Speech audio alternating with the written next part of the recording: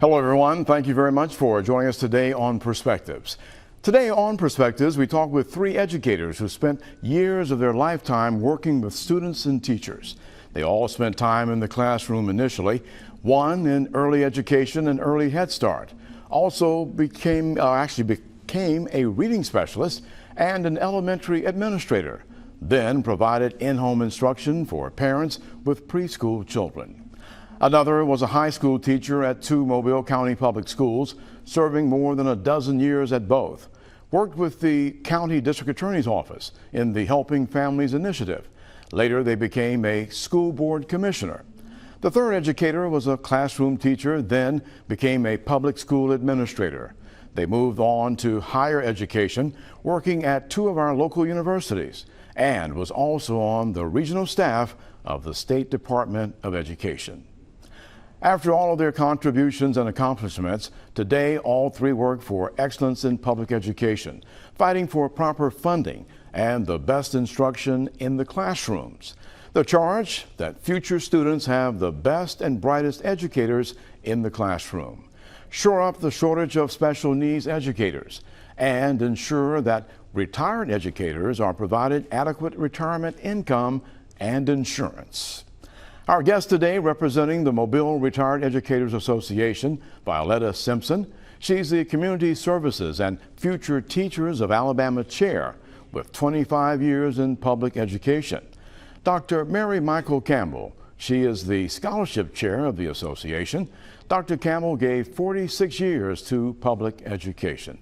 And Ken Megason. He is the past president, consultant, and writer for the association's newsletter, Vista. He gave more than 37 years of service in public education.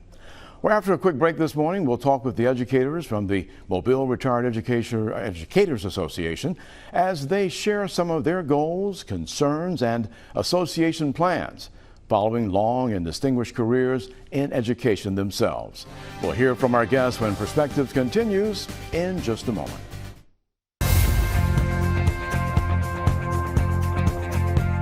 Welcome back. Today, our subject matter, we're talking education, and most especially, though, about retired educators and the role they're playing now, as well as all what they've done over the years. Joining us, Dr. Mary Michael Campbell, Ken Megason, and Violetta Simpson, and V for short, right? Yes, yes. Okay.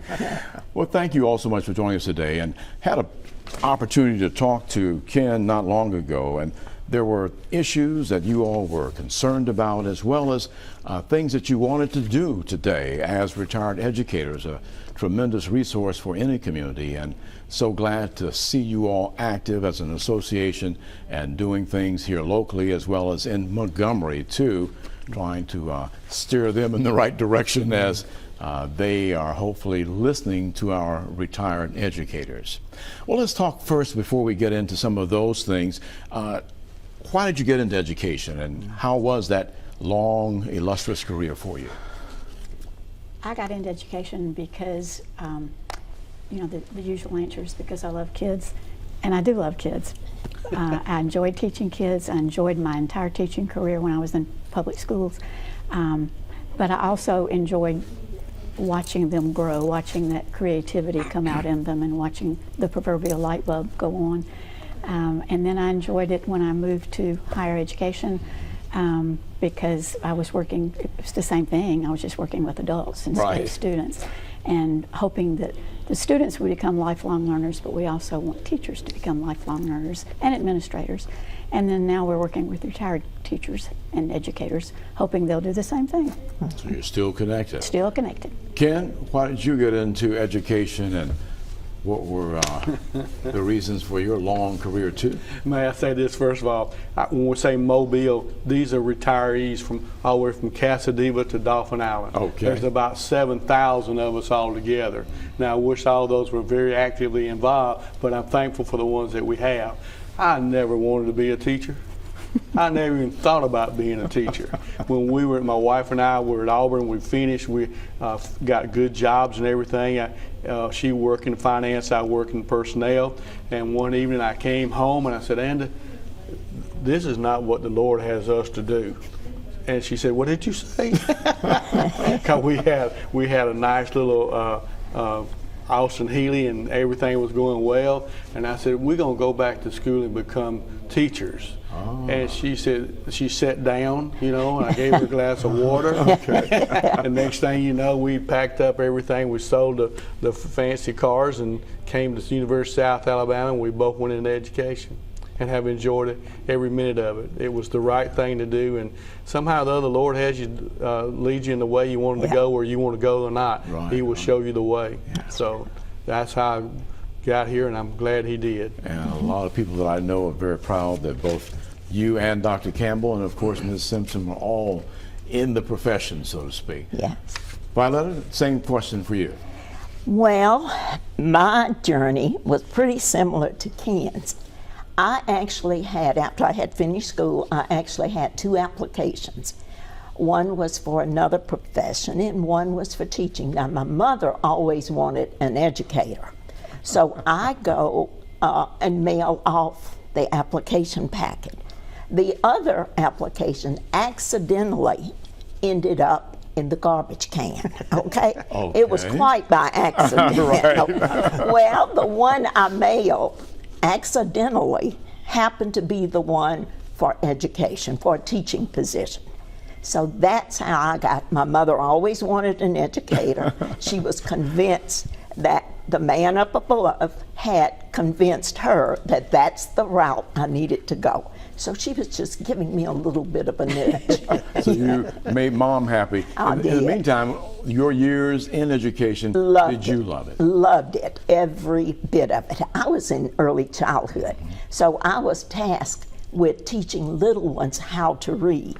And when those kids would come back from the Christmas break and it all kind of fell in place, it is the best feeling in the world. Nothing can match it. So she was right. I was in the right place. And that's a major achievement in our early lives, to be able to read successfully. Very much so. Very much so. And something that we need to remind people today, the importance of reading. Exactly. And especially with all the technologies, something I think people have gotten confused, thinking that we don't need to read, but we need to have that skill when we start out. Well, thanks for sharing that as we get more into this. So now there is a Retired Educators Association. What's the purpose of that? Well, the Alabama Retired Education Association started about 60 years ago at the University of Alabama. Those guys up there realized 60 years ago, now wait a minute, we're working to make sure we have the benefits, make sure we have the pay for the one, but also to recruit younger people to come into our field. So ours was started in 1986. A group of people in Mobile realized, like the folks up in the University of Alabama, we have to do something to attract new educators, to keep new educators. And they looked at us and said, wait a minute, we got to take care of us too. Don't forget us. Right. And because there are some folks up in Montgomery that they feel like some of us, well, we're going to move on. Yeah. So we're here not only to encourage young people, to keep the young people we have, and we want to grow our profession. And like I said, it's from Casadeva to Dauphin Island. We're the second largest county in the whole state of Alabama. That's a lot of folks. It is. So our retirees, we're working to protect our pension, of course. We're working to make sure that young people realize what a great profession this is. Now, how do you got to reach them? How do you reach them? Well, that's where we're coming with Future Teachers of Alabama, and that's where we're coming with our scholarship program. And we'll let them share a little bit more about that. But it's and I've cut you off before you got to the next one. Your list there you're doing. My list. We want to keep protect what we have. Right. Yeah. We want to recruit young people. We want to make sure those young people stay in, because right now, when we go to the college and everything, only in the last 5 years, only the College of Education, only 30% are for going to education. So that leaves a big empty space somewhere there. I heard the graduation number is very noticeable when you go to graduation now. Yes. Education compared Yes. to others. Yes. And we're very, very concerned about that. And also what Violetta and Mary Michael both talking about, teachers. Teachers, it used to be a profession we were all proud of. Mama was proud of, Yes, you know. yes. Daddy was tickled to death. My little girl's going. No males. Right. Very noticeable when you visit schools. Very much so. And nothing makes me any prouder than to go into elementary school and see a male teacher there. Right. We need those examples. So as retired educators, we try to go to visit the schools. We try to go when they have, like Future Teachers of Alabama, when they have meetings. Yeah. And Mary Michael sends out all the information to the guidance counselors, which is a very key to our success. So it's very, very important that we as retired educators get more involved with that process of keeping what we have, hiring more, and make sure they're prepared for the future. Violetta, take about a minute before we go to a break, and you were talking about future teachers. How do you try and reach them? With the future teachers, we actually have 3 high schools in Mobile County. I'll tell you a quick story. We had, I was watching TV early one morning, watching a news program. I don't know which channel. Only 10. Go ahead. Okay. Anyway, they had a segment on about, I think it was from Pennsylvania, where they were interviewing these young people who were doing future teachers. And they followed them, and they interviewed them, and they interviewed their sponsors and this kind of thing. And I got a little upset because I knew we had 3 schools here, 3 high schools here that have a future teacher program. So I got on the phone, I contacted the 3 sponsors for the 3 high schools, and I got them to agree that come signing day, they have a signing day just like the athletes do. Come signing day, we need to make sure we get the media there so they can see that, plus any of the other special activities So they do. make sure that I know about that date We'll before we do. leave today. We'll, We want thank to do you. that. Thank you. Let's take a quick break, and when we come back, we'll talk more and get Dr. Campbell in here as we look at what the association is doing and the way that you're still making a difference today. Perspectives continues in just a moment.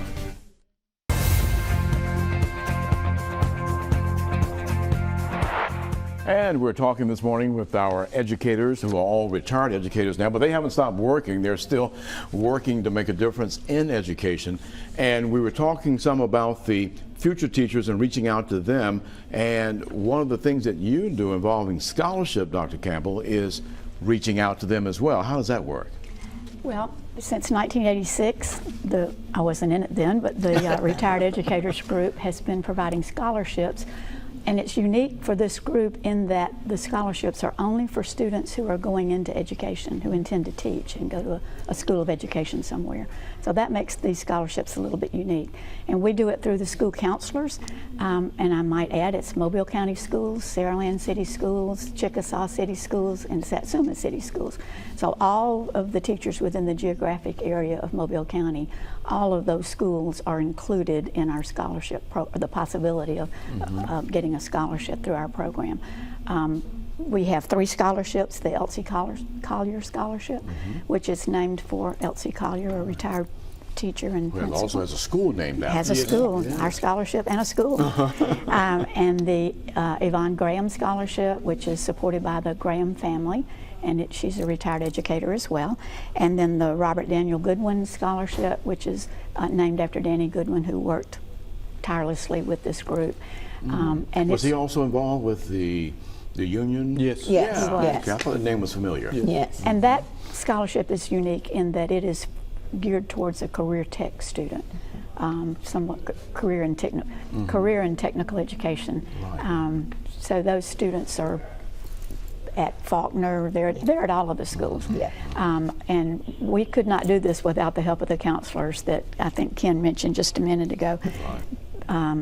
People like Kim Zerzinski at Saraland City Schools, and Dr. Kim Walker in Mobile County, Christy Matthews at Baker High School. Those are the people that the students come to with their interest in this, or they go to them, and then we work with those counselors in the different school systems to provide the scholarships.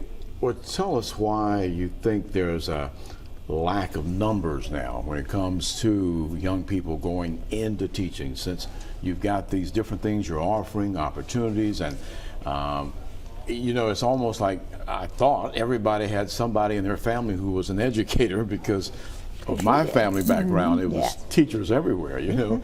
And I'm wondering, you know, what is it that's not allowing them to want to go like they used to? One of the things I will just mention is I think there's a very serious misconception about salaries, because salaries have risen to I think Alabama's number 22 in the country as far as salaries go, and that's something to say proudly about Alabama. Absolutely. Usually we're 49, 48. So the salaries have increased really well, and then there's incentives if you want to be a math or a science teacher. I think we discovered that there's a $20,000 incentive for that. Teachers can go for national board certification. So is the information about income not getting out there to the younger people? I don't know. Ken, what do you think? I think that's part of the problem. You know, our organization, we don't have a PR person, you know, but we try our best to get the information out. But no, I don't think it's getting out as it should be. There are other programs, I was about to say, that there's tons of money out there for funding in education if students are willing to go in that direction. And if they get themselves tied into the Future Teachers program at the 3 schools, let me mention my schools. Okay. Baker High, Faulkner Career Tech, and Bryant High/Career Tech. That's where that one. Which one is in Pritchard and which one is in the county? Faulkner is in the Pritchard community. And then Bryant. And Bryant is South Mobile County. And then, of course, Baker. Yes. But those teachers, those sponsors have all kinds of resources that they can share with their students about it. And they do monthly meetings, so they kind of keep them involved. They also do they go in classrooms and work. They go take tours to the colleges. University of South Alabama sent their bus to pick them, the JAG bus, and they were very impressed. So we have a way of we have a way of making sure they know of the incentives and the resources available today. That information's out there, but we've got to get it to them. Get it to them. And what about those who you all are concerned about who are in the classroom and you want to keep them at a certain level of performance? I'm going to go back to recruiting one more time. The males. Yes. We don't. It's not. We have to get more males into our profession. Yes. And it is a profession. So, and I think we have a misconception, because when I tell my wife, I say, "Where's all the males?" She said, "Well, they can't make a living." You can. Yes. But one of the other biggest problems we have with, I think the average tenure of teachers in Mobile is what, 10 years. Well, that's just when they're learning what to do. Right. So the first year you think you're doing everything right. Second year you realize you didn't do anything right. The third year you're finally learning to teach. Yeah. Exactly. But for us, it's very concerning to me in that we don't. It's the social media gets in the way. Yes, it does. You So don't it's hear. not telling the story. You don't hear very many people say, "I want my daughter to be a teacher." Yes. Oh no, you don't want her to be a teacher. Yes. Why not? And so social media so much bombards our teachers these days. They don't have a day off. They go home, the telephone's ringing, or the email's going off, or the computer's doing something. We need to. We talked about this the other day. It used to be the parents and the teacher worked hand in hand. Yes. How can I help you? What can we do for you? What's going on? Just let me know. Now is, I don't believe you. Yes. Little Ken wouldn't do anything like that. I know he did his homework. So it's your fault. And that's when you can find that parent. Some of them you can't find. Yes, Oh yes. that's true. Oh yes. That's true. Yes. Yeah. You try to call this number, and nobody's there. So it's a real challenge for the teachers to stay communicate. And when I say communicate, a two-way, where you're listening to what the other person's saying. We have lost that ability to listen. We've got about 2 minutes here. There's never enough time to tell everything. Oh, my. We'll have you back to tell more. But so the association is here to provide a stable ship, so to speak, to get things where they need to be. And how many people are active and you still need of the 8,000 or 7,000 to be, how do they do that? How do they get active? We have roughly between 200 and 300 members, Okay. which is kind of sad when you think how many. We meet at VIA, 1717 Dolphin Street. Our next meeting is September the 10th, 17. 17th. Thank you all very much. That's why he brought us. And you have different committees where Yes. they can serve Yes. in different Yes. ways. Yes. Yes, we do. And that's what we want. If you just come in to eat and leave, we're not a eat and leave. We're eat and get involved. There are things to do.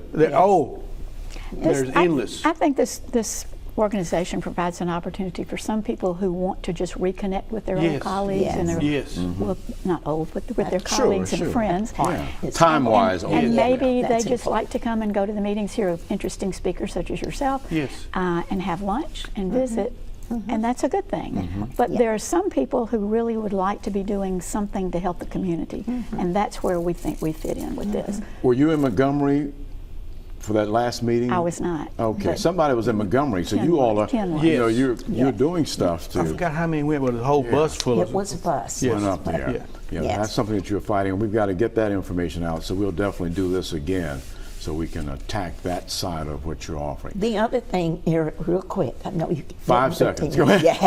Yeah. We only have 3 schools, 3 high schools now with Right. future teachers. We really need to grow that So there's an opportunity to do as that. well. Yes. Yes. So there's work to do Yes. among the current educators to get Yes. them to understand what the needs are. Exactly. Let's show the information to contact for more information. You're looking forward to hearing from folk. There's the P.O. Box. And then, of course, you're speaking of social media, Facebook. You all are on Facebook, so they can contact you there to get more information or Yes. to let you know what they are willing to do, which is so important. Well, we thank you for coming and sharing today. I wish we could go another 2 hours so we can get everything out, but we will do this again. And we thank you for joining us here on Perspectives. We'll see you here next time on a Saturday morning.